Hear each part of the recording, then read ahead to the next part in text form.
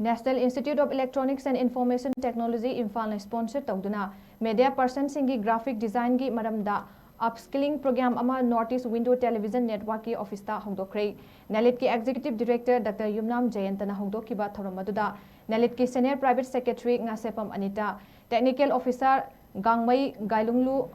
Kapuini academic head amadi e scientist Dr. Angom Bobo associate professor amadi assistant professor amadi oza sing loinana manipur gi masak naidaba hanagi chief secretary onaba kisor socio political commentator p sonamani rajya sabha gi mp sana jawbagi nominee thokchom sarat retired colonel sarat haurungbam major yambem angamba hawizam gitajen yendrembam kiran sm jalana chingba amadi Northeast Window TV gi staff sing loinana punna training kuntrana saruk yaduna thoromadu pangthoki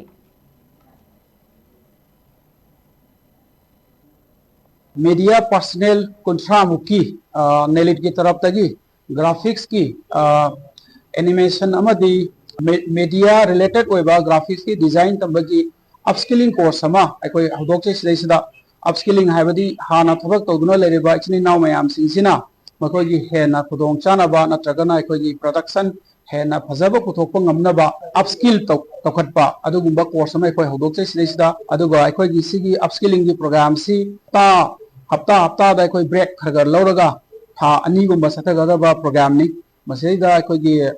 north east Windows TV की founder ओइबिरिबा Miraj सिनसु अखोगी studio सिदा लेबा computer सिंसी अखोई सिजनरगा अमदी अखोगी जॉइनली करेब तारा अखोगी Twitter अमदी material ma'am सिंसी नेलित लेबा activity trainer ma'am सिंसी तौरगा सिगी activity से अखोई हौदुकसे अदुबो एंगोदा हाइबिरेबगी मतुंग इनदी अखोगी सिदा studio लेबा अमदी मनाक नकदा लेबा स्टूडियो दा लेबा चिनाव मयामा कैंडिडेट ओइनी हाइबा ताजै अदुना सुमाय तोरगा अतोपा मथंग इवेंट तौबो मतमदसु मणिपुर दा सिगुंबा रिलेटेड एक्टिविटी दा थबक सुबिरिबा मयाम सिंजिना चिनाव मयाम सिंजिना सिगुंबा कोर्सिंग से अखोई मयाम पुना ट्रेनिंग तोमिनसी